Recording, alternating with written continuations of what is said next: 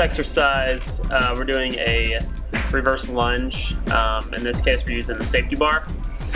So the reason I like the safety bar in Omer's case, it's a little bit easier to use when you're doing a reverse lunge because you don't have to have the shoulder stability to actually hold the bar on your back. It's a little bit more comfortable.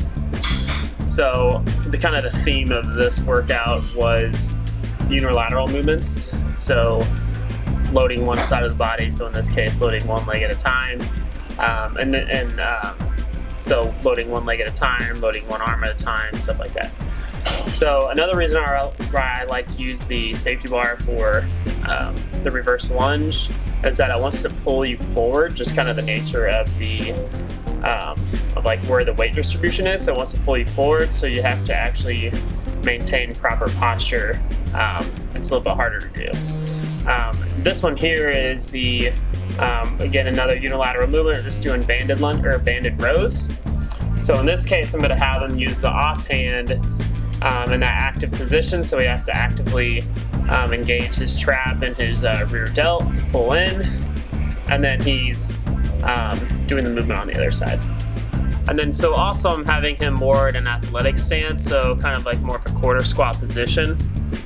And reason for that is it's a little easier to balance that way because you're going to be actively engaging your quads and your hips as opposed to just standing upright. So if I'm just standing completely upright, legs locked, it's going to want to pull me forward. Kind of sinking down into it, I can actually balance a little bit better. Okay, so that's why we're kind of in a quarter squat, more athletic position there.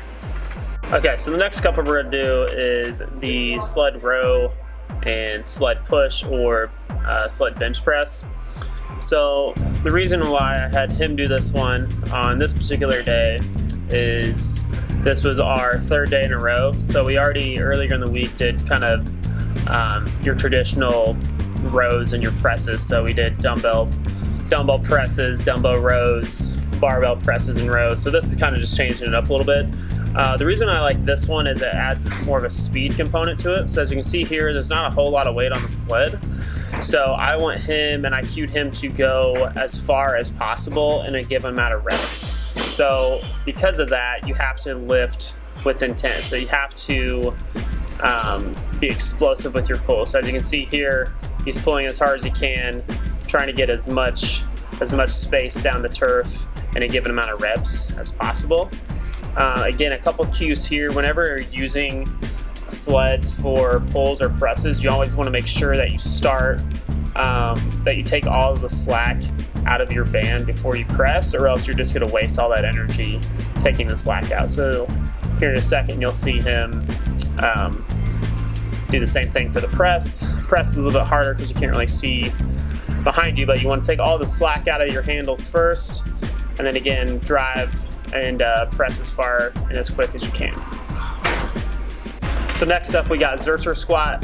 Again, the reason I had him do this one on this particular workout was it's just another squat variation. Earlier in the week we did more of your traditional type of squats, so goblet squats, barbell squats, stuff like that. So this is just changing it up on him. With this particular bar, it's a little bit easier on the forearms and biceps because it's not going to dig into that bicep tendon, as opposed to say like a 28mm bar where it's really digging in. With this 2-inch bar, it's a little bit easier weight distribution wise. So the reason I like Zercher squats, similar to more of like a safety bar, it's going to want to pull you forward, so you have to actively engage your upper back and actively engage your spinal erectors to maintain proper posture. So with this one, it's a lot more vertical than say a traditional barbell back squat, because that weight distribution is right over his hips and knees, so he can just go straight up and down as opposed to kind of hinging back. So the last exercise here is kind of a combination between a pull-off hold or a pull-off press combined with a bird dog, or a dead bug, excuse me. So a lower body, think more dead bug. So I want to have my abs turned on and my low back press on the floor.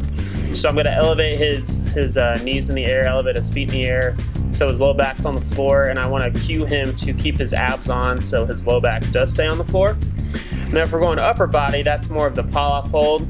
So with that one, I'm going to cue him to engage his lats, engage his shoulders, and don't let me pull him out of that position. So I'm just kind of walking around, shaking the band, pulling him, trying to pull him each direction there. So upper body wise, he's getting more of the pull-off press benefits. Lower body, he's doing more of a dead bug, so he's getting ab benefits as well.